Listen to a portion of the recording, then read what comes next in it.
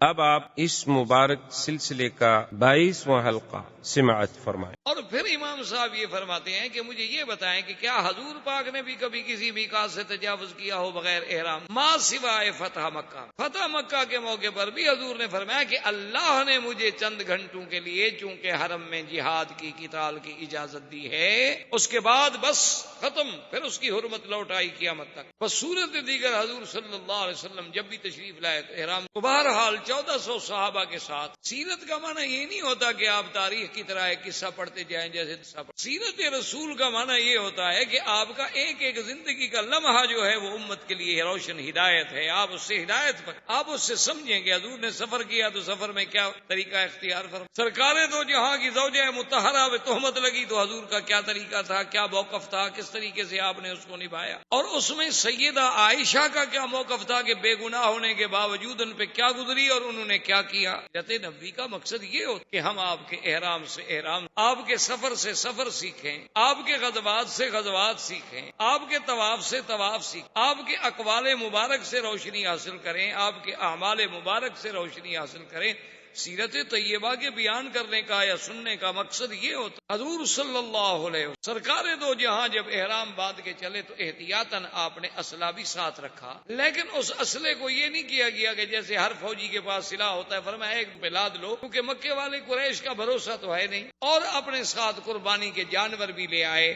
حضور صلی اللہ علیہ وسلم کے ساتھ تقریباً 70، اور جب قربانی کا جانور لے آتے تھے تو اس کے لیے دو چیزیں ہوتی تھی، ایک کو کہتے ہیں شعار اور ایک کو کہتے ہیں قلائد۔ قلائد کی جمع ہے، کیا معنی یہ ہوتا تھا کہ یا تو مثلا اس کی سنام ہے یا اس کا سائیڈ ہے، اس کے چمڑے کو تھوڑا سا یوں تھوڑا سا کاٹ لگا دی، خون نکل آیا تو اسی جگہ یہ علامت ہو گئی کہ بھی یہ جانور قربانی ہے، اللہ کے حرم ہے، اس لیے اس کو پھر کوئی دوست دشمن کوئی بھی اس جانور کو نہیں چھیڑتا تھا، یہ تو اللہ کا ہے۔ یا قلادہ کا معنی یہ ہوتا تھا کہ بھی کوئی چمڑے کا ہار وار بنا کے رسیوں کے ساتھ اس کے گلے میں ڈال دیتے، علامت ہو جاتی تھی کہ بھی یہ جانور جو ہے یہ ہدی ہے اور یہ حرم میں ذبح ہونے کے لیے جا رہا ہے۔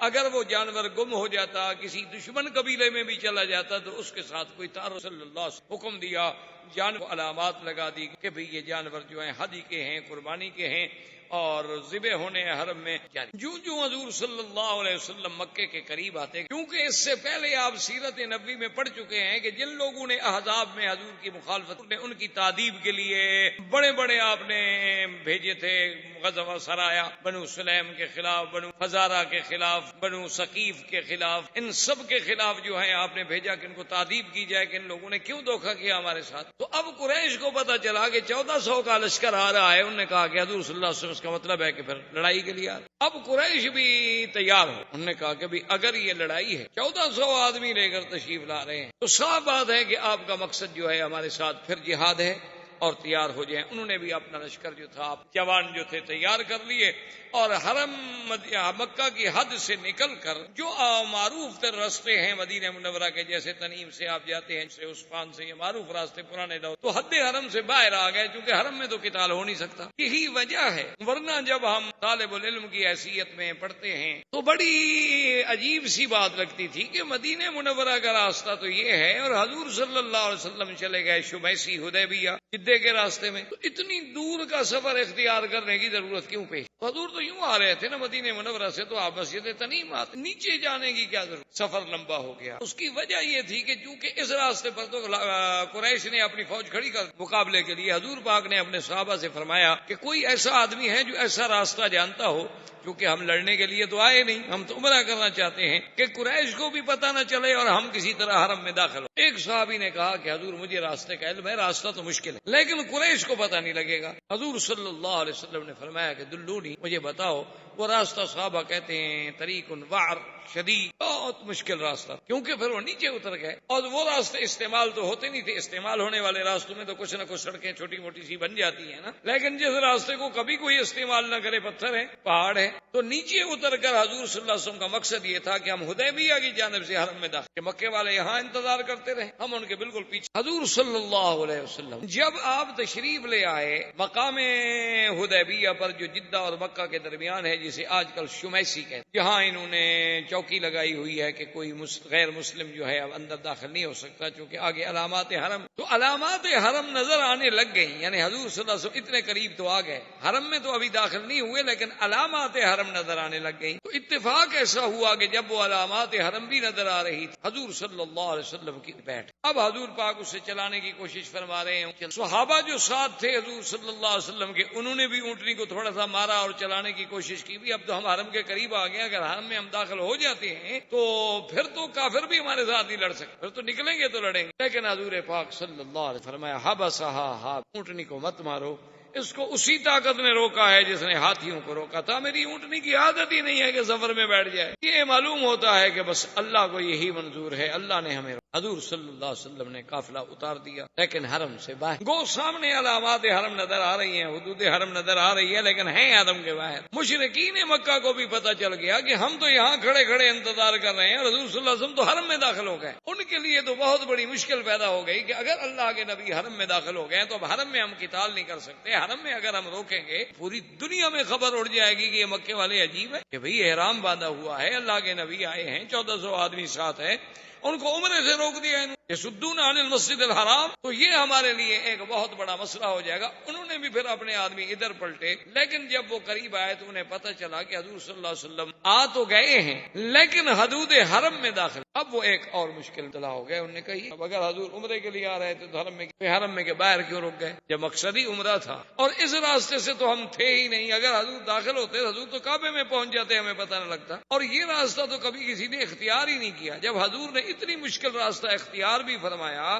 پھر حرم میں داخل ہونے سے کیا بات مانے تھی کہ باقی تو 1 قلعہ 2 قلعے کا فاصلہ رہ گیا ہے، لیکن باہر آپ اترے ہیں اور حرم میں نہیں اترے، اس کا مطلب ہے کہ حضور عمرے کے لیے نہیں آئے، یہ ہمیں اندھیرے میں رکھا جا رہا ہے، حضور تو جنگ کے لیے۔ اب مشرک اپنا ایک اور فکر لائق ہو گیا، اب پوزیشن یہ ہو گئی کہ حضور صلی اللہ علیہ وسلم نے حدیبیہ پہ خیمے لگا لیے اور مشرکین مکہ نے حرم کے بالکل آخری حدود پہ قریب ہی آنے شہر سے تو وہ بھی نکل آئے، وہاں انہوں نے اپنے خیمے، انہوں نے بھی اپنی فوج اتار، لیکن دونوں میں کچھ یعنی یوں سمجھ لیں کہ 2-4 فرلانگ 1 کلومیٹر کا فاصلہ۔ اس کے بعد قریش نے کہا کہ بھی ہمیں یہ چاہیے کہ ہم مسئلے کو اچھی طرح سوچیں، تحقیق کریں، ہم اپنا کوئی بندہ بھیجیں جو جا کے تحقیق کرے کہ آخر اللہ کے نبی چاہتے۔ تو سب سے پہلا آدمی جو بھیجا گیا اس کا نام ہے بدیل ابن ورقہ، یہ اس وقت اسلام نہیں لے آئے لیکن بعد میں اللہ نے اسلام۔ بدیل ابن ورقہ آئے، آ کے کیمپ میں آ گئے، حضور صلی اللہ علیہ وسلم کی خدمت میں آئے، سلام کیا، آ کے ملے اور پوچھا بماذا قدمتم یا محمد صلی اللہ علیہ وسلم، وقال نريد العمرہ، ہم تو عمرے اور تمہارا کوئی، انہوں نے کہا حضور آپ عمرے کے لیے آئے ہیں لیکن ہمیں پتہ چلا ہے کہ 1-2 اونٹوں پر آپ کے ساتھ مکمل ہتھیار بھی موجود ہیں۔ تو انہوں نے فرمایا ابو دہل انی اخاف الغدر من قریش، مجھے قریش پر اطمینان تو نہیں، جو لوگ مکے سے نکل کر مدینے پہ چڑھائی کر سکتے، جو لوگ احد میں آگے جنگ لڑ سکتے ہیں، جو ابھی غزوہ احزاب میں اتنی فوجیں لے کر چڑھائی کر کے ہمارے خلاف آ گئے،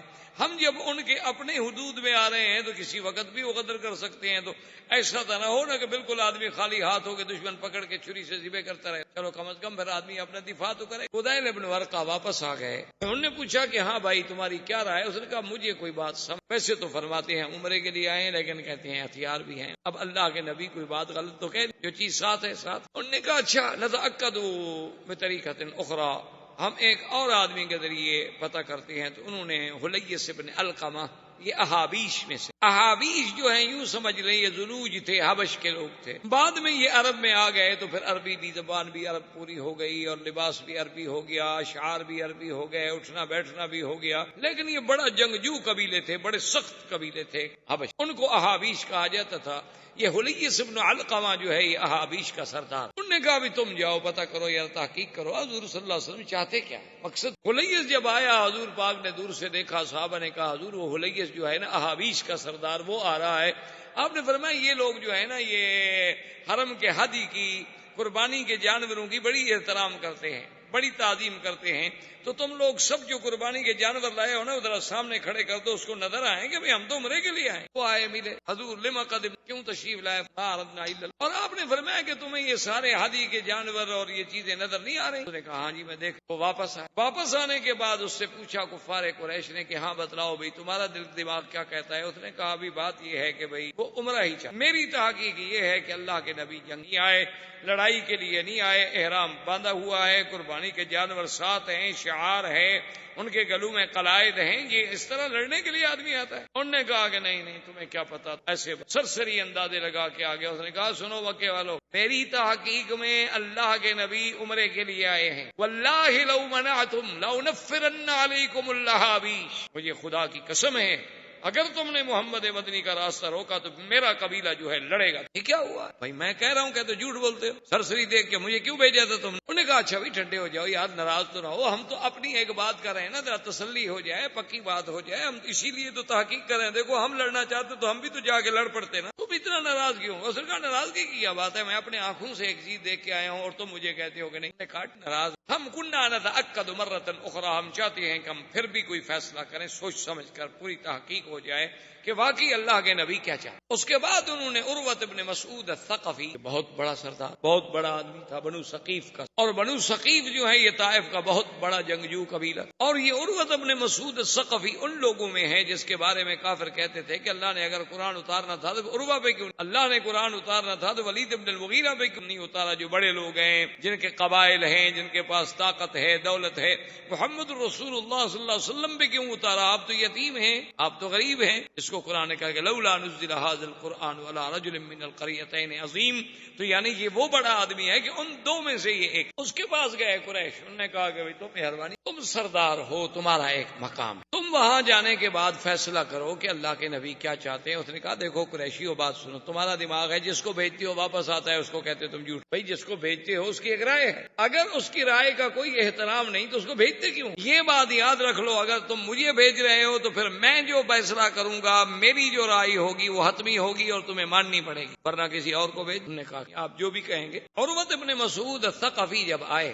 حضور صلی اللہ علیہ وسلم کو بھی پل پل کی خبر مل رہی تھی، کیونکہ آمنے سامنے تو ایک دوسرے کے چل رہے تھے اور ایک دوسرے کو پہچانتے تھے، سب آخر مہاجرین موجود تھے مکے میں رہنے والے۔ انہوں نے کہا حضور عروہ آ رہے ہیں، لیکن لابس السلاح، ہتھیار پہنے، اگر ایک آدمی قاصد بن کے آ کو ہتھیار اٹھانے کی کیا؟ حضور نے فرمایا اچھا کوئی بات نہیں، لیکن احتیاط اسی میں ہے کہ ایک محافظ میرے لیے بھی کھڑا کر دو جو ہتھیار اللہ ہو۔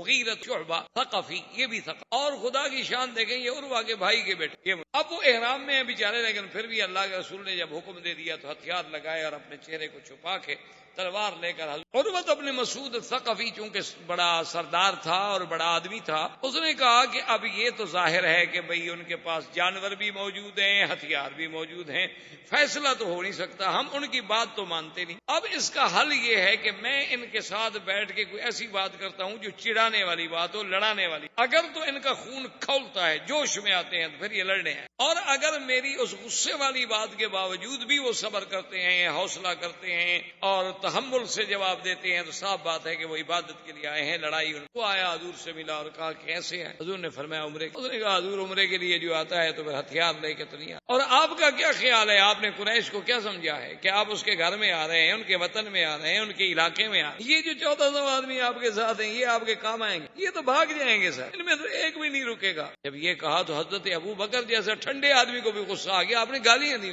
سبہ سبن شدیدن، حضرت ابو بکر جیسا آدمی جس نے کبھی کسی کو گالی دی، غصے میں آ گئے اور گالی دی، کہا کہ ہم حضرت اللہ کے نبی کو چھوڑ جائیں گے؟ کیا کہہ رہے ہو مشرک؟ ٹھیک میرے اللہ نے کہا ہے کہ مشرک پلیت، تم پلیت، ہمارے بارے میں گندے خیالات رکھتے ہو کہ ہم اللہ کے نبی کو چھوڑ دیں گے۔ اس نے کہا ابو بکر تمہارا مجھ پر ایک بہت بڑا احسان ہے، تمہیں شاید بھول گیا ہو لیکن تمہارا مجھ پر احسان ہے، اگر وہ احسان نہ ہوتا نا تو میں بھی تمہیں آج گالیوں کا بدلہ دیتا، مجھے بھی گالیوں کا جواب دینا آتا ہے، لیکن تمہارے اس احسان کو میں تمہیں گالی نہیں۔ حضور نے فرمایا ابو بکر کیا کر رہے ہیں؟ بندہ ہمارے پاس ملنے کے لیے آیا ہے۔ اس نے کہا یا رسول اللہ، اس نے یہ کیوں کہا کہ ہم نعوذ باللہ آپ کو؟ اور اس کے بعد عروۃ ابن مسعود نے یہ کیا، عرب میں ایک یہ بھی عادت تھی کہ کبھی تو احتراماً اور کبھی استہزاءً اگر کسی کو چڑھانا ہوتا تو اس کی داڑھی میں ہاتھ یوں پکڑ بات کر، ہمارے ملکوں میں بھی رواج ہے، ادب کریں تو کہتے ہیں یار مہربانی معاف، اور کسی کو اگر چھیڑنا ہو تو پکڑ دیں یار کیا ہے کیا تم، تو اس نے حضور کی داڑھی کی طرف ہاتھ بڑھایا تو مغیرہ جو دیکھ رہے تھے ضربہ ہوگی، مغیرہ نے تلوار کے الٹی طرف سے ہاتھ پہ مارا، اسے کہا کہ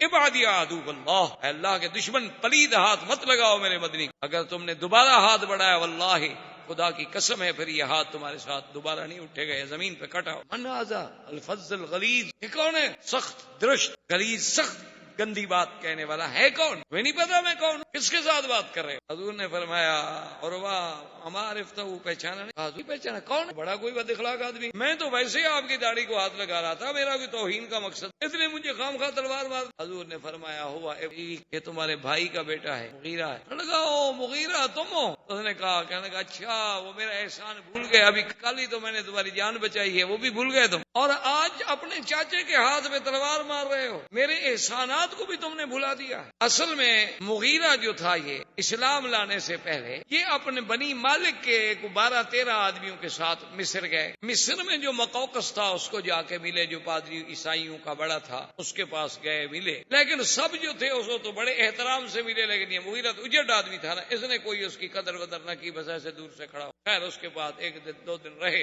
جب روانہ ہوئے تو اس نے بڑے بڑے ہدایا دیے سب کو، لیکن مغیرہ کو کوئی ہدیہ نہیں۔ کہا بد اخلاق آدمی ہے، اس کو کیا ہدیہ دینا؟ اب جب یہ واپس آ گئے تو مغیرہ کہے عجیب بات ہے کہ جب سب واپس جائیں گے تو کہیں گے بنی مالک والوں کو تو مقوقس نے ہدیہ دیا اور مغیرہ کو کچھ نہیں دیا، اس سے تو میری قبیلے میں بڑی بدنامی ہوگی۔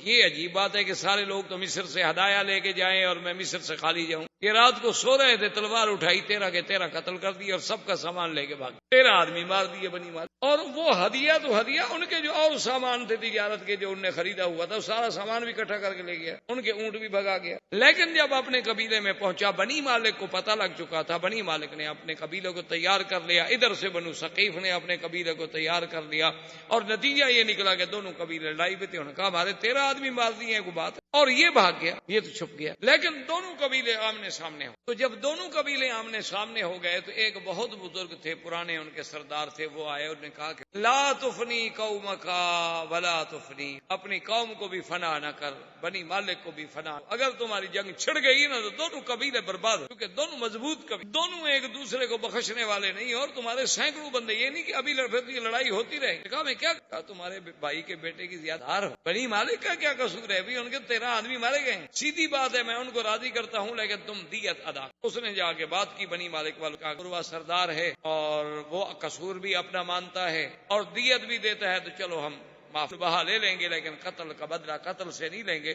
تو 13 آدمیوں کا دیت جو تھی یہ عروہ نے ادا کی۔ اس نے کہا کل میں نے تمہیں چھڑایا اور آج تم مجھے تلوار مار۔ اچھا یہ سارا سامان اونٹ لے کے یہ بھاگ کے سیدھا مدینے حضور کی خدمت میں پہنچ گیا، کہنے لگا حضور میں مسلمان ہوتا ہوں، اور سارا واقعہ سنایا۔ آپ نے فرمایا ام الاسلام فنقبل، تمہارا اسلام تو ہم قبول کرتے ہیں، ام المال فلا، یہ جو مال تم نے لیا ہوا ہے یہ تو غداری کا ہے، چوری کا ہے، یہ نہیں ہم کو، یہ واپس کرو بنی جن کا ہے۔ اس نے کہا حضور اگر اسلام کا حکم ہے ورنہ اسی مال کے لیے تو میں نے 13 بندے مارے، لیکن اب آپ کہتے ہیں کہ اسلام اجازت نہیں دیتا، حقوق العباد ہے تو میں واپس کرتا ہوں۔ تو بہرحال وہ مال واپس کر دیا گیا، لیکن یہ پکا مسلمان ہو گیا۔ تو عروہ نے اس کو وہ بات یاد، اس نے کہا عروہ دیکھو بات سنو، احسان اپنی جگہ ہے لیکن ہاذا رسول، یہ اللہ کا، اس کی توہین۔ اس نے کہا اتنی دیر میں نماز کا وقت آ گیا، حضور صلی اللہ علیہ وسلم اٹھے وضو کرنے کے لیے، عروہ بیٹھا ہوا ہے دیکھ رہا ہے صحابہ وضو کر رہے ہیں، حضور نے وضو کیا، جو پانی ہاتھ سے گرے صحابہ اٹھا کے منہ پہ مل رہے ہیں، اگر آپ کا پاؤں دھلا پانی گرا صحابہ منہ پہ مل رہے ہیں، جو برتن میں پانی بچ گیا اس کو صحابہ لے کے منہ پہ مل رہے ہیں، دیکھ کیا واپس چلا گیا۔ عروہ جب واپس گیا سردار ہو گئے قریش کے، انہوں نے کہا کہ ہاں ماذا ورا، سناؤ بھائی تمہاری کیا تھا، اگر سچی بات پوچھتے ہو نا تو میری رائے یہ ہے کہ واللہ میں نے کسریٰ و قیصر کے دربار، میں نے فارس و روم کے بادشاہوں کے درباروں کو بھی دیکھا ہے، لیکن محمد کا دربار دیکھا، اور ان کے وفاداروں جیسے وفادار میں نے نہیں دیکھے، جانثاروں جیسے جانثار میں نے نہیں دیکھے۔ خدا کی قسم ہے اگر تم نے لڑائی لڑی 1400 صحابہ کٹ جائیں گے تو پھر تم محمد مدنی پہ حملہ کر، کیوں لڑتے؟ سیدھی بات یہ ہے، میری رائے یہ ہے کہ سنو کوئی فیصلہ، انہوں نے کہا سوچتے، آخر کی معمولی بات تو نہیں، ہمارے لیے تو بڑا مسئلہ ہے نا کہ بغیر اجازت کے، بغیر اس کے حضور آئے عمرہ کر کے چلے جائیں، تو ہم تو مر گئے کہ ہمارے گھر میں ہم نہ روک سکے۔ بہرحال تمہاری رائے ہے، ہم اس پہ غور کرتے ہیں۔ تو انہوں نے اپنا غور کرنا شروع کیا۔ اتفاق کی بات یہ ہے کہ حضور صلی اللہ علیہ وسلم جس جگہ پہ موجود تھے پانی نہیں، صحابہ نے آ کے عرض کیا کہ یا رسول اللہ صلی اللہ علیہ وسلم ہمارے پاس پانی نہیں، اور اب یہ پانی اتنا بچا ہے جو صرف آپ کے برابر۔ آپ نے فرمایا ابھی کنواں تلاش کرو، نے فرمایا لیس فیہا ابیار الا بیر، یہاں اور کوئی کنویں نہیں ہے، ایک کنواں ہے جو ہم نے تلاش کیا ہے لیکن وہ خشک پڑا ہے، اس میں کچھ نہیں۔ آپ نے فرمایا دلونی، چلو لے جاؤ مجھے اس پہ۔ حضور اس کنویں پہ تشریف لے آئے، اور جو اپنا پانی بچا ہوا تھا اس پانی میں آپ نے پڑا، اور اس پانی میں آپ نے اپنا لعاب دہن ڈالا، اور صحابی سے کہا بھی تم اتر جاؤ، اور رسی پکڑ کے اتر گیا۔ فرمایا کہ اپنے تیر کے ساتھ اس کے درمیان میں تھوڑی سی کھدائی، اس نے تیر کے ساتھ لکڑی کی کھدائی، جب کھدائی کر لی تو انہوں نے فرمایا یہ پانی اسی جگہ ڈال۔ صحابہ کہتے ہیں بس وہ پانی ڈالنے کی دیر تھی کہ امتلا قبل۔ اسی اسنا میں حضور صلی اللہ علیہ وسلم نے اپنے صحابہ کو بلایا، فرمایا کوئی بات نہیں ہو رہی، ایک آتا ہے چلا جاتا ہے، پھر ایک اور آ جاتا ہے چلا جاتا ہے، پھر ایک اور آ جاتا ہے چلا جاتا ہے، یہ وہ بات تو نہ ہوئی نا، بات تو کنارے نہیں لگ رہی۔ آپ نے فرمایا یا عمر، حاضر یا رسول اللہ، فرمایا جاؤ ابو سفیان سے بات کرو، ابو سفیان آخر سردار ہے، یہ باقی لوگ جو آ رہے ہیں وہ خود سردار کیوں نہیں بات کرتا؟ حضرت عمر نے عرض کیا، اس نے کہا یا رسول اللہ منا و صدقنا، آپ کا حکم ہے تو میری تو جان حاضر ہے، لیکن آپ جانتے ہیں میرے ساتھ جو کافروں کا تعلق ہے وہ تو میرا نام نہیں سن سکتے، آج 1400 سال کے بعد نہیں سن سکتے، تو اس وقت کتنا قریب میں غصہ ہو، یعنی 1400 سال گزر گئے، آج بھی لوگوں کو سیدنا عمر کے نام سے، آپ کے ہندوستان میں وہ گزرا ہے نا نور اللہ شوستری، نور اللہ شوستری جس کو یہ روافض جو ہیں شہید پنجم کہتے ہیں، ان کا بہت بڑا ایک عالم تھا، وہ آپ نے سنا ہوگا، تاریخ تو آپ ہم سے زیادہ جانتے ہیں، تاریخ کے علاوہ آپ نور جہاں کو بھی زیادہ جانتے ہوں گے، نور جہاں کا استاد، تو اس نور اللہ شوستری جب آیا ہندوستان میں تو اس نے اپنے مذہب کو چھپائے رکھا، تو کافی عرصے کے بعد جب اس نے اپنی گرپ مضبوط کر لی، اپنے ہاتھ پاؤں پھیلا لیے، تو اس نے ایک شعر لکھا کہ مجھے اپنی عمر سے اس لیے چڑ ہے کہ میری عمر میں بھی عمر کا نام آتا ہے، اس لیے مجھے اپنی عمر بھی پسند، کیونکہ عمر آپ کی عمر کتنی ہے جی، تو عمر میں عمر کا نام تو آ گیا، اس لیے میں تو اس لفظ سے بھی چڑ۔ تو وہ بڑا ایک تاریخی واقعہ ہے کہ بادشاہ جب فیصلہ کرتے تھے تو ملکہ پیچھے ہاتھ رکھ کے بیٹھتی تھیں اور وہ ہاتھ اٹھا لیتی تھیں، تو اس کا مطلب یہ ہوتا تھا کہ اشارہ تھا کہ بس اب بادشاہ کوئی فیصلہ نہ کرے، تو بادشاہ مجلس برخاست کر دیتے تھے۔ بادشاہ کو پتا چلا کہ اس نے سیدنا عمر کی توہین کی ہے، بادشاہ نے اسے دربار میں طلب کر، جب بادشاہ نے دربار میں طلب کر دیا اور پوچھا کہ بھئی شوستری یہ شعر تم نے کہا ہے؟ اس نے کہا میں نے کہا۔ اب اس کو پتا تھا کہ اب تو میرے ہاتھ مضبوط ہیں، اب اس ملک کے وزراء بیوروکریٹس میرے ساتھ ہیں، اب مجھے کون چھیڑ، اب بادشاہ تھوڑا مجھے سزا دے سکتا، اب تو میرے پیچھے بھی ایک قوت ہے، اور سب سے بڑی قوت جو ہے ملکہ ہے، وہ میری شاگرد ہے، اور اس کے حکم کے بغیر بادشاہ کو فیصلہ کر ہی نہیں سکتا۔ انہوں نے کہا ہاں جی میں نے شعر لکھا۔ اپنے بادشاہ نے کہا سوچ لو، میں تمہیں 10 منٹ دیتا ہوں سوچ۔ انہوں نے کہا جی 10 منٹ سوچنا ہو یا 10 سال سوچنا ہو، میں نے شعر لکھا ہے اور میں عمر سے بغض رکھتا ہوں۔ اب ملکہ نے پیچھے سے ہاتھ اٹھا لیا، لیکن بادشاہ بیٹھا ہوا ہے، مجلس برخاست نہیں کرنا، تو بادشاہ نے پھر کہا کہ سوچ لو۔ انہوں نے کہا جی میں نے سوچ لیا ہے، تو ملکہ نے پیچھے سے بادشاہ کے جبے کو پکڑ کے کھینچا کہ بھئی کوئی فیصلہ نہ کر بیٹھے بادشاہ جلدی میں، تاکہ تو بادشاہ نے غصے میں آ کے اپنی ملکہ کو ہاتھ مارا کہ جان من جان دادن ایمان نہ داد، کہ تم ناراض ہو جاؤ گی زیادہ سے زیادہ میں مر جاؤں گا نا، میں جان دے سکتا ہوں ایمان نہیں دے سکتا، میں سزائے موت دے دو جو حضرت عمر کی توہین۔ میں کہا کیا ہے، زیادہ سے زیادہ یہ ہو جائے گا نا کہ میں مر جاؤں گا تمہارے بغیر، تو میں جان دے سکتا ہوں ایمان نہیں دے سکتا۔ نبی کا صحابی ہو، خلیفہ راشد ہو، اور کوئی اسے گالی دے میرے ملک میں، یہ کیسے ہو؟ تو بہرحال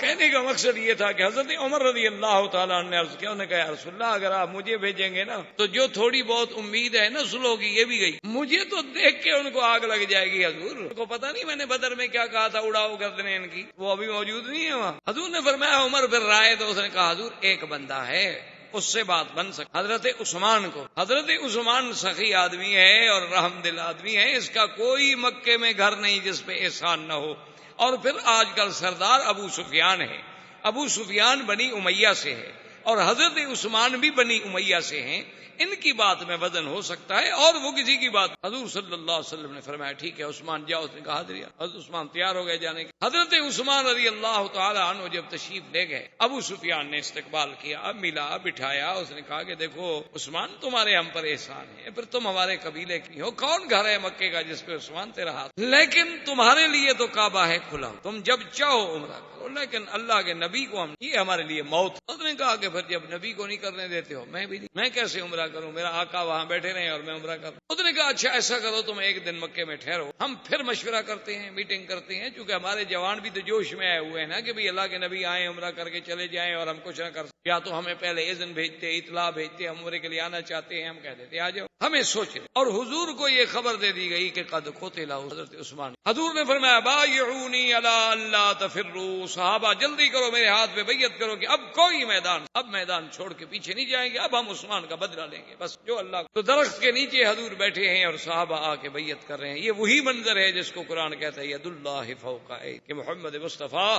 جب آپ بیعت کر رہے تھے ایک صحابی کا ہاتھ ہے اور ایک آپ کا ہاتھ ہے اور اس پر اللہ کے وہ، اور حضور پاک نے آخر میں فرمایا، آپ نے فرمایا میرے صحابہ میرا دل کرتا ہے کہ عثمان زندہ ہے، اور یہ عجیب منظر ہے بیعت کا، یہ وفا کا تجدید عہد وفا کا دن ہے، میں نہیں چاہتا کہ میرا عثمان پیچھے رہ جائے، تو تم گواہ ہو جاؤ، ہاذہی یدی وہذا ید عثمان، یہ میرا ہاتھ ہے اور یہ میرے عثمان کا ہاتھ ہے، انا ابایع عن عثمان، میں عثمان کی طرف سے بیعت کرتا ہوں وفا کی۔ سب صحابہ اللہ اکبر کہہ کے حیران رہ گئے اور کہنے لگے واللہ ایسر النبی خیر من ایماننا، خدا کی قسم حضور کا جو بایاں ہاتھ ہے نا وہ ہم سب کے دائیں سے بھی کروڑ درجے بہتر ہے۔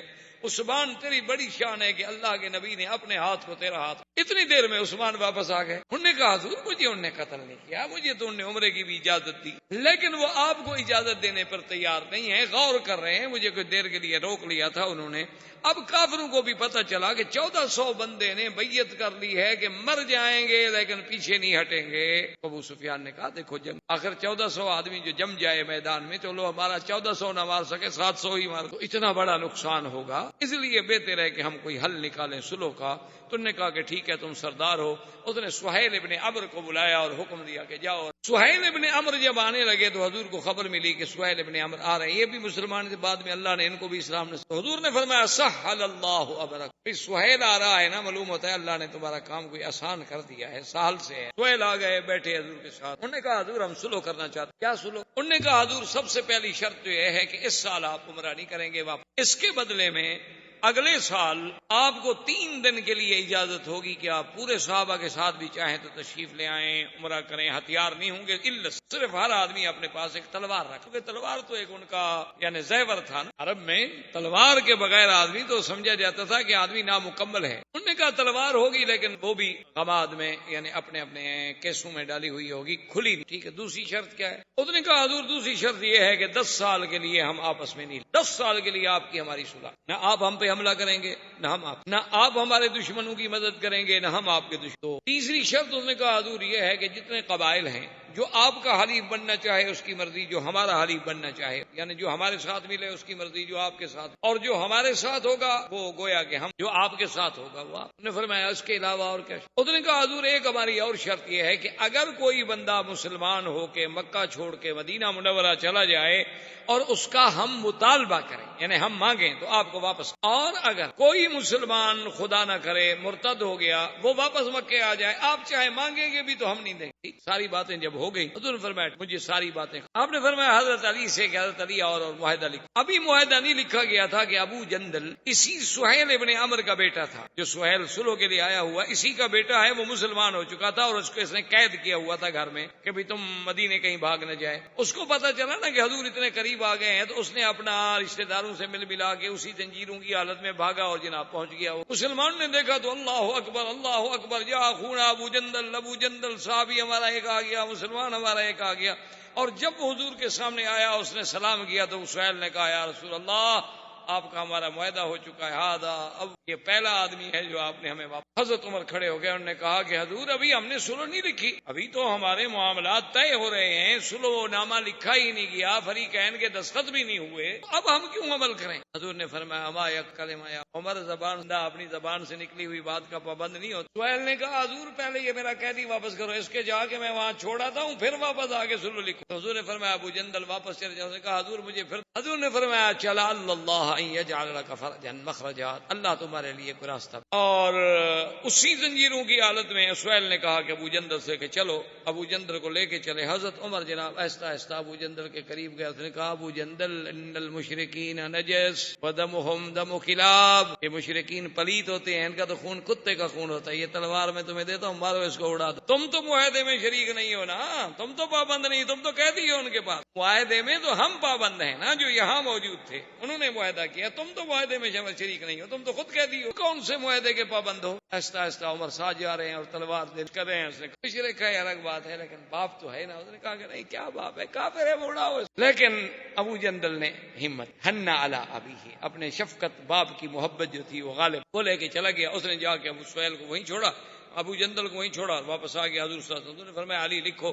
حضرت نے لکھا بسم اللہ الرحمن الرحیم۔ اس نے کہا لا یا رسول اللہ ما نعرف الرحمن الرحیم، ہم تو نہیں جانتے رحمان رحیم کیا ہے، یہ نہ لکھیں، آپ لکھیں بے اسمی کا اللہم۔ حضور نے کہا حضرت نے لکھا چلو بھائی رحمان بھی اسی کا نام، اللہ اور حضرت علی نے لکھا بن محمد رسول اللہ. یہ معاہدہ کس کی طرف سے ہو رہا ہے؟ حضور کی طرف سے. اور سہیل ابن عمرو، سہیل نے کہا لا یار، اس نے کہا حضور یہ نہیں، ہم تو معاہدہ کرنے آئے ہیں آپ کے ساتھ، رسول اللہ کے ساتھ نہیں. اگر ہم نے آپ کو رسول اللہ مان لیا اور اس معاہدے پہ دستخط کر دیے تو جھگڑا کس بات کا ہے پھر آپ کے ساتھ ہمارا؟ یعنی میرے خیال میں آپ کا بارٹ لا بھی اتنی اچھی کراسکنیشن نہیں، اتنے سمجھدار تھے وہ قریش اس دور میں. انہوں نے کہا جی جب معاہدے کے اوپر لکھا ہو من محمد رسول اللہ اور نیچے ہم دستخط کرتے تو ہم نے تو آپ کو رسول اللہ مان لیا. ہم تو نہیں مانتے، آپ لکھے من محمد ابن عبد اللہ، ہم تو محمد ابن عبد اللہ سے معاہدہ کر رہے ہیں. حضور نے کہا علی کاٹ دو اور لکھو بن محمد. اس نے کہا حضور لا میں نہیں کاٹ سکتا، آپ کا نام لکھ کے کاٹ، رسول اللہ کا لفظ لکھ کے کاٹ. حضور نے فرمایا ام ہو یا علی؟ قال واللہ لا ام ہو یا رسول اللہ، خدا کی قسم ہے میں نہیں.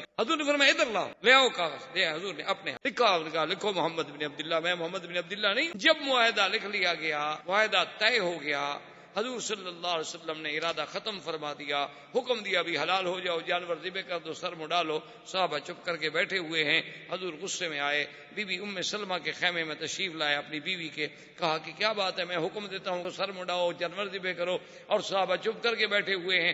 میں نے دوبارہ اس لیے حکم نہیں دیا کہیں میری نافرمانی کریں اور اللہ کا غضب نہ آ جائے. بی بی ام سلمہ نے کہا حضور یہ ہو سکتا ہے کہ آپ کے جانثار آپ کی تعمیل نہ کریں، وہ انتظار میں بیٹھے ہیں کہ پتہ نہیں کوئی وحی آ جائے کہ بھی چلو عمرہ کرو. آپ سب سے پہلے اپنا جانور ذبح کریں، اپنے سر پہ اس طرح پھروائیں. دیکھیں صحابہ کیا، حضور پاک نے اپنے سر پہ اس طرح پھروایا، اپنے جانور کو ذبح کیا. صحابہ دوڑ پڑے، نے کہا جی بات اب تو امید ختم ہوگی، جب حضور نے احرام کھول دیا تو اب ہم کون؟ سب نے احرام کھول دیا اور چل پڑے.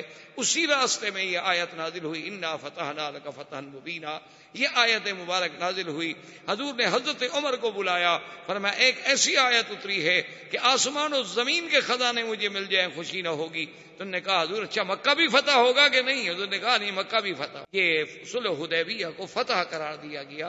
وجہ کیا تھی کہ کل تو قریش کہتے تھے نا ساحر ہے، جادوگر ہے، نعوذ باللہ پرانی باتیں کہنے والا ہے. آج انہوں نے فریق مان کے بیٹھے صلح کرنے کے لیے. اس سے بڑی فتح ہے کہ دشمن آپ کی قوت کو تسلیم کر. اللہ کے نبی نے فرمایا انا فتحنا لبینا.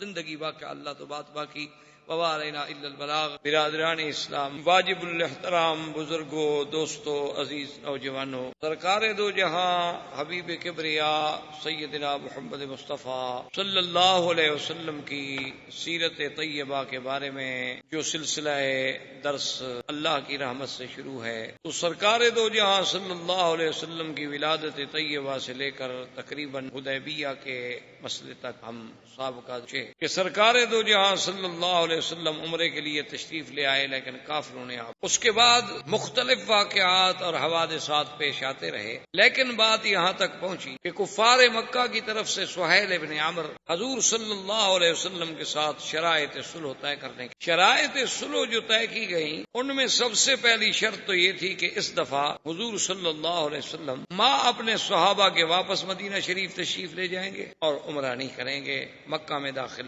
نہیں. لیکن اس کے بدلے میں اگلے سال قریش مکہ جو ہیں وہ حضور صلی اللہ علیہ وسلم کو 3 دن کے لیے اجازت دیں گے کہ وہ 3 دن تشریف لائیں، مکے میں عمرہ کریں اور عمرے کے فارغ ہونے کے بعد واپس مدینہ منورہ تشریف لے جائیں. لیکن ان کے ساتھ سلاح ہتھیار نہیں ہوں گے الا السیف، صرف تلوار. اور اس کے بعد جو دوسری شرط تھی وہ یہ تھی کہ اگر مکے سے کوئی مسلمان ہجرت کر کے موقع پا کر مدینہ منورہ بھاگ جاتا ہے اور قریش مکہ اس بندے کو واپس لینا چاہتے ہیں، نہ چاہتے ہوں تو چھوڑ، اگر وہ چاہتے ہیں اور وہ مطالبہ کریں گے تو حضور صلی اللہ علیہ وسلم اس کو واپس کریں. اور اس کے بالعکس اگر کوئی مسلمان خدا نہ کرے مرتد ہو کر اسلام سے نکل کر مدینہ منورہ چھوڑ کر بھاگ جائے اور مکے میں آ جائے قریش کے پاس تو قریش واپس نہیں. اور اس کے بعد جو شرط تھی وہ یہ تھا کہ یہ معاہدہ جو ہے، یہ معاہدہ صلح جو ہے حضور صلی اللہ علیہ وسلم کے درمیان اور قریش کے درمیان اس کی مدت 10 سال. 10 سال میں دونوں فریق امن سے رہیں گے، ایک دوسرے کے خلاف لڑائی نہیں ہوگی، چڑھائی نہیں ہوگی، جنگ نہیں ہوگی، کسی قسم کا آپس میں انتشار اور اسی طرح اس معاہدہ صلح میں ایک شرط یہ تھی کہ اب ہماری اور قریش کی جب صلح ہو جائے اس کے بعد جو باقی قبائل ہیں مکے کے، مدینہ منورہ کے، مکہ کے ارد گرد رہنے والے، مدینہ منورہ کے ارد گرد رہنے والے، مکہ اور مدینہ منورہ کے درمیان میں رہنے والے، تو ان قبیلے جو ہیں وہ آزاد ہیں، ان کی مرضی ہے، وہ چاہے تو قریش کے حلیف بن جائیں اور چاہے تو محمد مصطفیٰ صلی اللہ علیہ وسلم کے حلیف بن جائیں، سب کو آزادی۔ اور جو حلیف کسی کا بنے گا اس پر اگر کوئی چڑھائی کرے گا تو وہ حلیف اپنا تحفظ کے لیے وہ اس کا آپ کو ساتھ دینا ہو، اور اس حلیف کے خلاف بھی اگر کوئی مثلا ایک قبیلہ حلیف بن گیا قریش کا، اگر مسلمان اس کے خلاف زیادتی کرے تو وہ قریش کے خلاف سمجھی جائے گی، معاہدے کی خلاف ورزی ہو۔ ساری شرطیں حضور صلی اللہ علیہ وسلم نے قبول فرما لی ہیں، اور صحابہ حیران ہیں کہ بھی ایسی شرطیں قبول کی جا رہی ہیں، اس میں تو ہماری بہت بڑی کمزوری ہے۔ لیکن حضور صلی اللہ علیہ وسلم تو اس واقعے سے بات سمجھ گئے تھے کہ جب آپ کی اونٹنی کو روک دیا گیا تو حضور تو سمجھ گئے بھی اللہ نے روک دیا ہے، اب اسی میں اللہ کی حکمت، اور اللہ کے نبی کا ہر فیصلہ جو ہے وہ حکم خداوندی کے تابع ہوتا ہے۔ لیکن صحابہ بڑے حیران ہیں۔ بہرحال حضور صلی اللہ علیہ وسلم نے جب شرائط قبول کر لی ہے تو آپ نے حکم دیا سیدنا علی رضی اللہ تعالیٰ عنہ، کیونکہ وہ کاتب الوحی تھے، حضور صلی اللہ علیہ وسلم کے کاتب تھے، کہ بھی معاہدہ لکھا جائے۔ انہوں نے آگے شروع کیا بسم اللہ الرحمن الرحیم، کہ یہ اسلام کا اصول ہے کہ جب بھی آپ کوئی خط ہے، معاہدہ ہے، تحریر ہے، تو اس کی ابتدا جو ہے وہ بسم اللہ الرحمن الرحیم۔ تو سیدنا علی رضی اللہ تعالیٰ عنہ نے جب لکھا بسم اللہ الرحمن الرحیم، سہیل ابن عمرو جو تھے وہ فوراً بول، انہوں نے کہا کہ یا محمد صلی اللہ علیہ وسلم، ہم رحمان اور رحیم نہیں جانتے، ان کو اللہ کی صفتوں کا پتہ ہی نہیں تھا کہ صفات کیا ہو، ہم تو صرف اللہ کو مانتے ہیں، خدا کو مانتے ہیں کہ وہ آسمانوں اور زمینوں کا خالق ہے، مالک ہے، ہم رحمان رحیم تو جانتے نہیں، آپ لکھیں بے اسم کا اللہم۔ حضور نے حکم دیا، حضرت علی رضی اللہ تعالی نے پہلے انکار کیا لیکن مان کے چلو، الرحمن اور رحیم بھی اللہ کی صفات ہیں اور اللہم بھی یا اللہ۔ اس کے بعد انہوں نے لکھا کہ ھذا ما قاضى علیہ محمد الرسول اللہ، کہ معاہدہ تھا نا حضور کے درمیان میں اور قریش کے درمیان، قریش کی طرف سے سہیل بن عمرو اور مسلمانوں کے تو قائد، مسلمانوں کے آقا سردار محمد مصطفیٰ، لیکن سہیل بن عمرو نے کہا کہ یا رسول اللہ یہ بات، حضرت علی نے لکھا ہے محمد الرسول اللہ، اگر ہم آپ کو محمد الرسول اللہ تسلیم کر لیتے ہیں تو پھر آپ کا ہمارا جھگڑا کیا ہے؟ ہم جو سلو کر رہے ہیں وہ آپ کے ساتھ کر رہے ہیں ایز اے محمد ابن عبداللہ، ہم اللہ کا رسول تو مانتے نہیں۔ حضور نے فرمایا کہ علی ہم ہو، میٹ دو، کاٹ دو، لکھ دو محمد ابن عبداللہ۔ نے کہا یا رسول اللہ میں تو نہیں کاٹ، لا ام ہو یا رسول اللہ، میں نہیں کاٹ۔ حضور نے فرمایا ام ہو یا علی، کاٹ دو۔ حضرت علی نے کہا واللہ لا ام ہو یا رسول اللہ، مجھے تو اللہ کی قسم ہے میں نہیں کاٹوں گا، میں رسول اللہ کے نام پر کیسے لکیر کھینچ دوں؟ اسی لیے ہر بات کو علماء، محدثین، ائمہ فقہا جو ہے نا وہ اسی قرآن و حدیث کی گہرائیوں میں جاتے ہیں، بات کو سمجھتے ہیں۔ اب بظاہر تو حضرت علی انکار کر رہے ہیں، اللہ کے نبی کا انکار کرنا جو ہے وہ نعوذ باللہ تو کسی مسلمان سے متوقع بھی نہیں ہو سکتا، لیکن انکار کے پس پردہ کیا چیز ہے یہ دیکھنا ہوتا ہے۔ اب ایک آدمی تو ظاہر یہی سمجھ لے گا کہ حضور کی حدیث کا انکار نہیں ہے، تو بالکل حضور کے فرمان کا انکار کر رہے ہیں اور سامنے بیٹھ کے کر رہے ہیں۔ اس لیے ہمیشہ قاعدہ یہ ہوتا ہے کہ بعض سطحی نظر رکھنے والے لوگ ہوتے ہیں نا، جی ایک حدیث پڑھ لی، کسی دوسرے کو عمل کرتے دیکھا، کہا جی یہ حدیث کا مخالف ہے، حدیث میں یوں آیا ہے اور یہ یوں عمل کر رہا ہے، حالانکہ اس بیچاروں کو پتہ نہیں ہوتا کہ احادیث کے مفہوم کیا ہیں، اور پھر اس موضوع پہ صرف ایک حدیث ہے یا اور بھی حدیثیں موجود ہیں۔ اب یہاں انکار جو ہے وہ تو ہے کہ حضرت علی کا جذبہ ایمان ہے کہ میں رسول اللہ کا لفظ کیسے کاٹ دوں، حالانکہ انکار ہے، لیکن اس انکار میں جو پیار ہے، جو محبت ہے، جو ایمان ہے، جو جذبہ ہے، جیسے بعض روافض جو ہیں وہ بڑا دنیا میں شور کرتے ہیں کہ حضور پاک صلی اللہ علیہ وسلم نے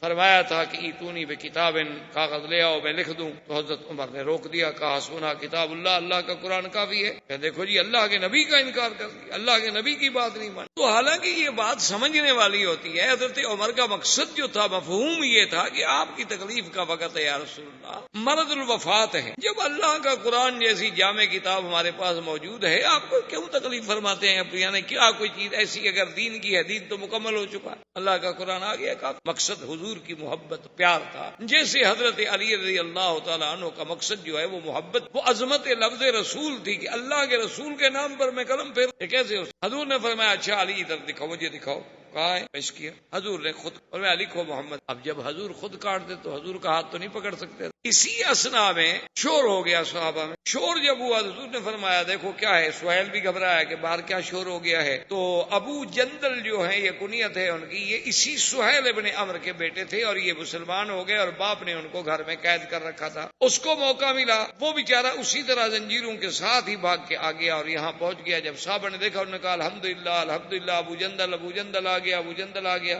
لیکن جب ابو جندل سامنے آیا تو سہیل ابن عمرو نے کہا کہ یا رسول اللہ آپ کا ہمارا معاہدہ ہے اور یہ ہمارا سب سے پہلا قیدی ہے جو ہم واپس لینا چاہتے ہیں. حضور صلی اللہ علیہ وسلم نے فرمایا، حضرت عمر کھڑے ہو گئے، انہوں نے کہا کہ یا رسول اللہ ابھی تو ہمارا معاہدہ تحریر نہیں ہوا، معاہدے پہ دستخط نہیں ہوا. لیکن حضور نے فرمایا اما یکفی کا قول صلی اللہ علیہ وسلم، عمر اللہ کے نبی کا زبان ہے، قول ہے. جب ہم زبان سے کہہ چکے ہیں کہ ہم یہ شرطیں قبول ہیں، دستخط نہ ہوں، معاہدہ نہ لکھا جائے، تو یہ بات تو نہیں. اللہ کے نبی کی یہ شان نہیں ہے کہ جو بات زبان سے ہو جائے پھر اس پہ قائم نہ رہے. ہم اپنی بات پہ قائم ہیں.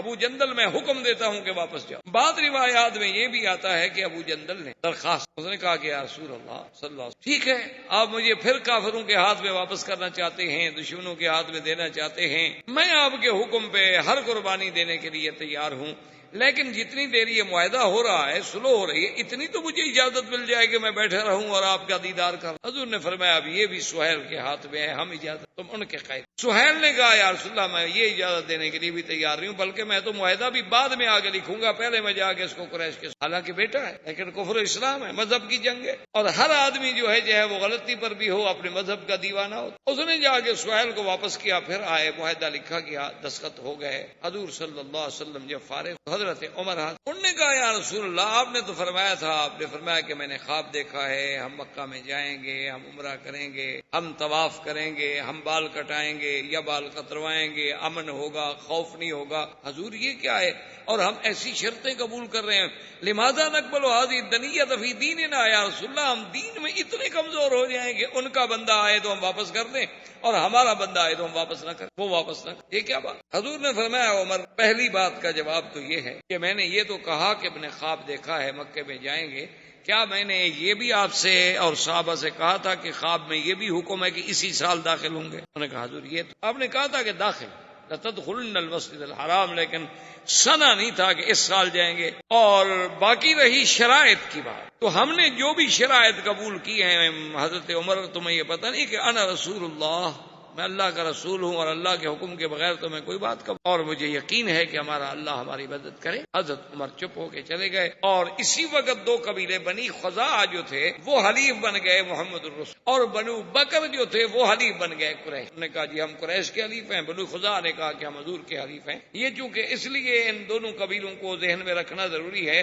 کہ دراصل یہی تو سبب بنے تھے اس صلح کو ختم ہونے کے، کہ قریش نے بنی خزاعہ پہ حملہ کر دیا. تو جب حضور کے حلیفوں پہ حملہ کیا تو معاہدہ تو توڑ. اب حضرت عمر جوش میں آئے، حضرت ابو بکر کے خیمے میں آئے. انہوں نے کہا ابو بکر حضور نے فرمایا تھا کہ خواب دیکھا ہے، اللہ کے نبی کا خواب تو سچا ہوتا ہے، واہی ہوتی ہے، یہ کیا ہو گیا کہ ہم پکے نہیں گئے؟ تو ابو بکر رضی اللہ تعالیٰ عنہ نے، یہ توارد ذہنی اور توارد قلبی ہے کہ وہی لفظ ابو بکر کی زبان سے نکلے جو حضور کی زبان سے نکلے تھے. انہوں نے کہا عمر حضور نے یہ بھی فرمایا تھا کہ اسی سال جائیں؟ انہوں نے کہا ہاں یہ تو. نے کہا پھر ابو بکر دیکھو ہم ایسی شرطیں قبول کریں، اتنا دب کے ہم صلح کریں کفار قریش سے، آخر کیوں؟ اس کا جواب پتہ ہے ابو بکر نے کیا دیا؟ کہا کہ ھذا رسول عمر، اپنا عقل نہ لڑاؤ، وہ صلح کرنے والا عام بندہ نہیں، وہ تو اللہ کا رسول ہے. وہ کوئی عام لیڈر ہے، کوئی سیاسی قائد ہے، کوئی دینی جماعت کا ایک رہبر ہے، وہ تو رسول اللہ ہے. اور اتباع کرو جو اللہ کے رسول کا حکم ہے، اسی میں اللہ کی حکمت ہے. اب حضرت عمر بھی چپ. حضور صلی اللہ علیہ وسلم نے حکم دیا کہ جن لوگوں کے ساتھ قربانی کے جانور ہیں وہ جا کے ذبح کر سروں پہ اس طرح پھروائیں اور احرام سے نکلیں. چونکہ احرام سے نکلنے کا مطلب یہ نہیں ہوتا کہ آپ چادریں اتارنے سے آدمی احرام سے نہیں نکل جاتا. مثلا آپ عمرہ کر لیں، آپ کپڑے احرام کی 2 چادریں اتار کے شلوار قمیض پہلیں تو آپ تو یہ سمجھیں گے کہ میں احرام سے نکل گیا. آپ احرام سے نہیں نکلے، آپ اسی طرح احرام، جب تک کہ آپ سر نہیں مڈائیں گے یا بال. احرام سے نکلنا جو ہے وہ حلق یا قصر کے ساتھ. حضور نے جب حکم دیا تو صحابہ چپ کر کے بیٹھے رہے، کوئی صحابی نہیں اٹھا. تو حضور صلی اللہ علیہ وسلم بی بی ام سلمہ جو آپ کی بیوی تھی، امہات نہیں، ان کے خیمے میں آئے اور حضور بڑے جوش جلال میں کہ ام سلمہ ما بالو ہؤلاء، ان کو کیا ہو گیا کہ میرا حکم نہیں مانا؟ اور اگر میں نے دوبارہ حکم پر اصرار کیا اور ان نے انکار کیا تو ہو سکتا ہے کہ اللہ کا عذاب آ جائے۔ تو بی بی نے عرض کیا کہ یا رسول اللہ آپ ناراض۔ صحابہ بیچارے اس انتظار میں بیٹھے ہیں پروانے کہ شاید اللہ وحی نازل کر دیں کہ بھی جاؤ مکے میں داخل ہو جاؤ، اب مدد کریں گے۔ اللہ اگر بدر میں فرشتے اتار سکتے ہیں تو حدیبیہ میں نہیں اتار سکتے۔ وہ اس انتظار میں بیٹھے ہیں۔ آپ اپنے جانور ذبح کریں، اپنا سر مبارک پہ حلق کروائیں، آپ اپنا احرام کھولیں، پھر دیکھیں کہ صحابہ اتباع کرتے ہیں کہ نہیں کرتے۔ تو دراصل سیرت کے پہلو سمجھنے کا مقصد یہی ہوتا ہے کہ اسلام نے اور حضور کی سیرت نے یہ سبق دیا کہ آدمی مشورہ عورت سے بھی لے سکتا، یہ نہیں کہ عورت کا مشورہ قبول نہ کیا جائے، یا عورت کی رائے کوئی رائے نہیں ہوتی، یا عورت کی شہادت کوئی شہادت ہی نہیں ہوتی، جیسے کہ مستشرقین اور اعدائے اسلام اور اعدائے دین پر پروپیگنڈا کرتے ہیں۔ حالانکہ دیکھیے اللہ کے نبی ہیں، صاحب الوحی ہیں، اور بیوی سے مشورہ کر رہے ہیں، اور پھر بیوی نے جو مشورہ دیا اس کو حضور نے قبول فرمایا، اور حضور صلی اللہ علیہ وسلم نے جا کر اپنے بدن جو تھے، قربانی کے جانور جو تھے ذبح کرائے، اور اپنے سر پہ اسرا پھروایا اور احرام کھولا۔ بس اتنی دیر لگی کہ سب صحابہ نے جا کے ذبح کر دیے اور احرام کھول دیے۔ بی بی سلمہ نے کہا حضور اب دیکھ لیا، کسی نے کوئی دیر کی ہے؟ وہ تو وحی کے انتظار میں بیٹھے۔ حضور صلی اللہ علیہ وسلم نے واپسی کا حکم دیا۔ جب حضور مدینہ منورہ کے لیے روانہ ہوئے، چونکہ اونٹنیوں کا سفر تھا، اونٹوں پہ سفر ہو رہا تھا، حضرت عمر کہتے ہیں رضی اللہ تعالیٰ عنہ، ایک روایت میں آتا ہے کہ میں حضور کے قریب آیا اور میں نے بات کرنے کی خواہش کی اور میں نے سلام کیا، لیکن حضور نے میرے سلام کا جواب، یعنی اونٹنی پہ بیٹھے حضرت عمر بھی اپنی اونٹنی حضور کے قریب لیا۔ میں رک گیا، تھوڑی دیر کے بعد میں نے پھر قریب کی اونٹنی، میں نے سلام کیا، لیکن حضور پاک نے کوئی جواب نہیں دیا۔ میں نے تیسری دفعہ پھر اپنی اونٹنی حضور صلی اللہ علیہ وسلم کے قریب کی اور پھر سلام کیا اور حضور پاک نے کوئی جواب نہیں دیا۔ تو حضرت عمر کہتے ہیں کہ میں روتا ہوا پریشان ہو کر میں اپنے آپ کو کہہ رہا ہوں کہ سقلت یا عمر، کاش عمر تیری ماں نے تیرا بوجھ نہ اٹھایا ہوتا، تو پیدا ہی نہ ہوتا تو اچھا تھا، کہ آج اللہ کا نبی تم سے ناراض ہو گیا۔ حضور کہتے ہیں میں ڈر گیا کہ کہیں میری اس بات کی وجہ سے حضور ناراض نہ ہو گیا۔ تھوڑی دیر گزری، حضرت عمر کہتے ہیں کہ ایک صحابی نے مجھے آواز دی اور اس نے کہا کہ حضور آپ کو بلا رہے ہیں۔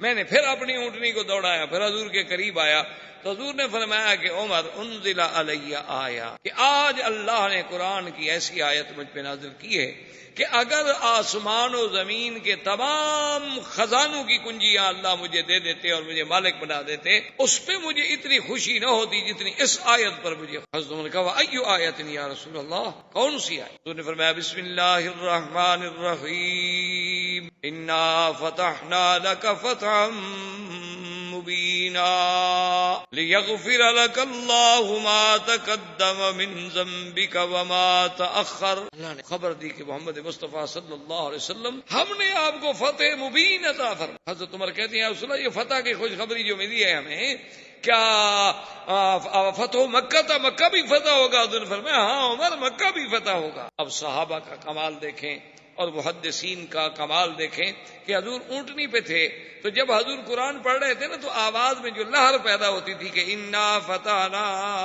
لک فتحا مبینا، اسی طرح آخر تک راوی نقل کرتے آئے کہ اس آواز کی انداز یہ تھا جب حضور نے پڑھا، تاکہ وہ کیفیت بھی موجود۔ اب علماء کرام فرماتے ہیں کہ اس فتح سے مراد بعض نے کہا فتح مکہ ہے، بعض نے کہا فتح خیبر ہے، بعض نے کہا فتح حنین ہے، کیونکہ اس بیعت کے فوراً بعد اللہ نے قرآن میں یہ تو فرما دیا تھا نا، ابھی جو ہم نے آیت پڑھی تھی کہ میرے مدنی صلی اللہ علیہ وسلم اللہ اور مومنین سے راضی ہو گئے ہیں جو اس درخت کے نیچے بیٹھ کے آپ کی بیعت کر رہے ہیں۔ لقد رضي الذين يبايعونك تحت الشجرة في بهم فعلم ما في بهم نزل السكينة عليه وأتى فتحا قريبا ومغانم كثيرة يأخذونها وَكَانَ اللَّهُ عَزِيزًا حَكِيمًا۔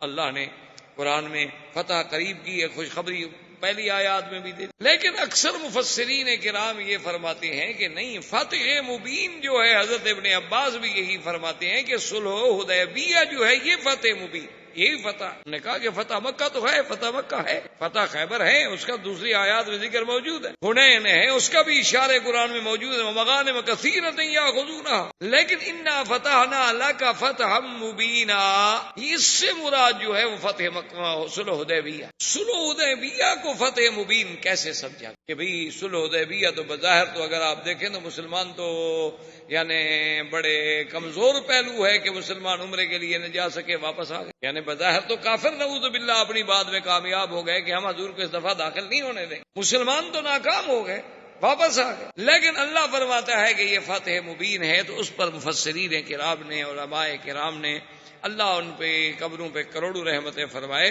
انہوں نے کہا کہ سمجھیں کہ صلح حدیبیہ ہی فتح مبین ہے. کیسے فتح مبین ہے؟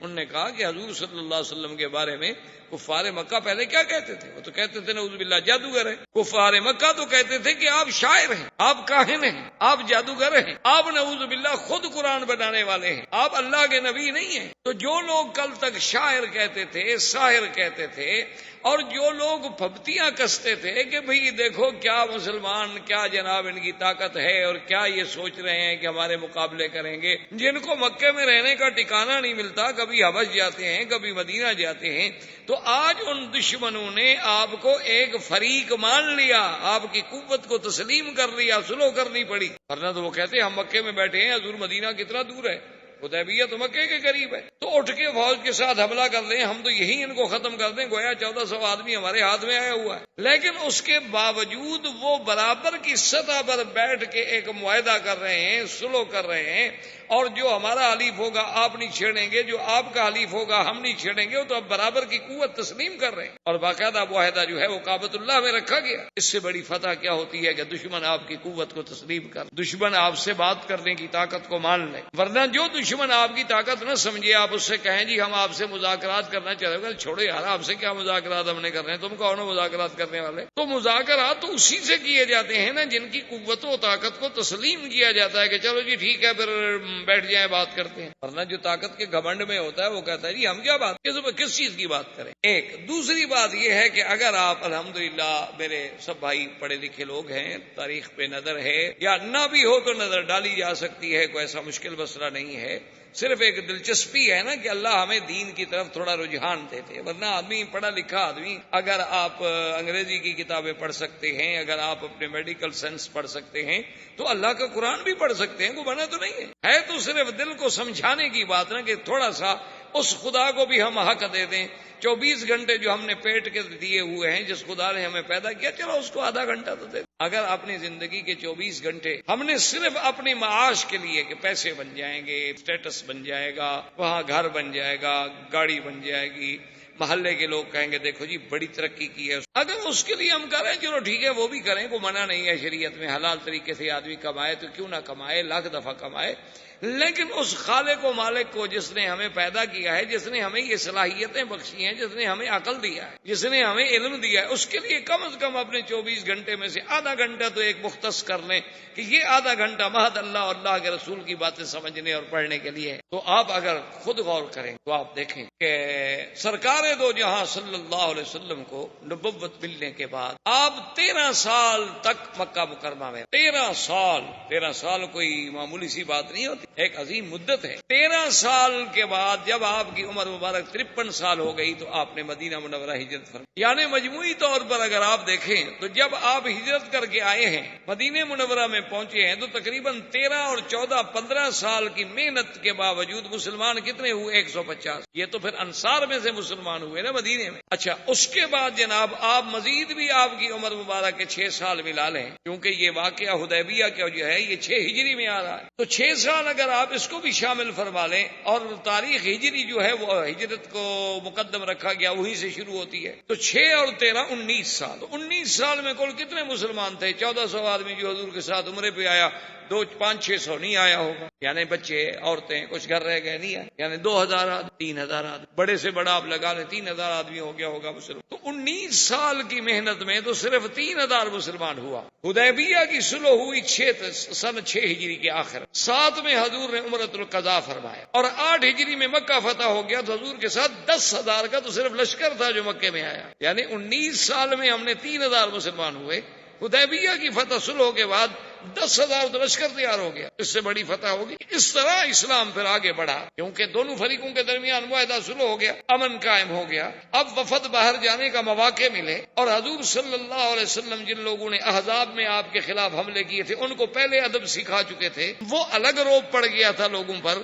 تو اللہ نے اسلام کو ایسی طاقت دی کہ صرف 2 سال کے بعد اس فتح کو فتح مبین کیسے نہ کہا جائے، یہ تو سب سے بڑی فتح. اور دوسری بات یہ دیکھیں کہ اللہ کے نبی نے جو خواب دیکھا تھا اس میں یہ بات شامل تھی. لقد صدق الله يا بالحق لتدخلن المسجد الحرام إن شاء آمنين محلقين رؤوسكم لا فعلم ما لم تعلم فجعل بكفء غريبا. اللہ نے فرمایا امن کے ساتھ کوئی خوف نہیں ہوگا. لیکن اب اگر عمرہ نصیب ہوتا تو خوف ہوتا، ڈر تھا، لڑائی ہو سکتی. لیکن جب عمرۃ القضاء پہ حضور صلی اللہ علیہ وسلم تشریف لے آئے، اب تو معاہدے کے تابع آ رہے ہیں نا، سب کافروں نے مکہ کھول دیا، کوئی رکاوٹ نہیں، کوئی خوف نہیں، کوئی ڈر نہیں. اب حضور صلی اللہ علیہ وسلم جب مدینہ منورہ میں پہنچ گئے تو ایک صحابی تھے حضور کے ابو بصیر جو تھے، ان کو بھی موقع ملا اور وہ مکے سے کافروں کی قید سے اتفاق ہوا کہ موقع پا کے نکل کے بھاگے اور مدینہ. اچھا خدا کی شان دیکھیں کہ ابو بصیر جو ہے وہ مدینہ منورہ پہنچے اور مکے والوں کے بھی 2 بندے پہنچ گئے. السلام علیکم. سلام.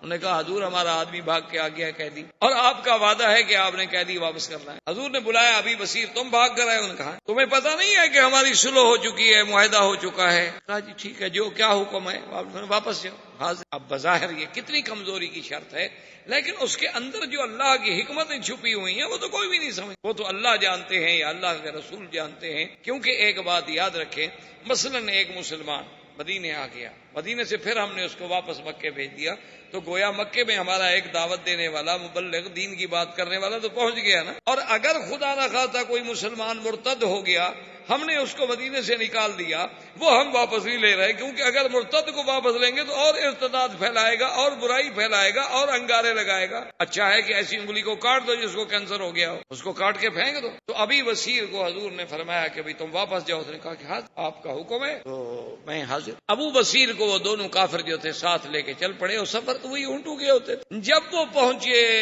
آج جسے آپ بیر علی کہتے ہیں، اس کا پہلا نام تھا ذل حلیفہ. ذل حلیفہ پہ پہنچے تو انہوں نے کہا آج رات یہیں قیام کریں گے، یہاں سے پھر صبح کو سویرے سویرے ٹھنڈے ٹائم میں سفر کریں گے.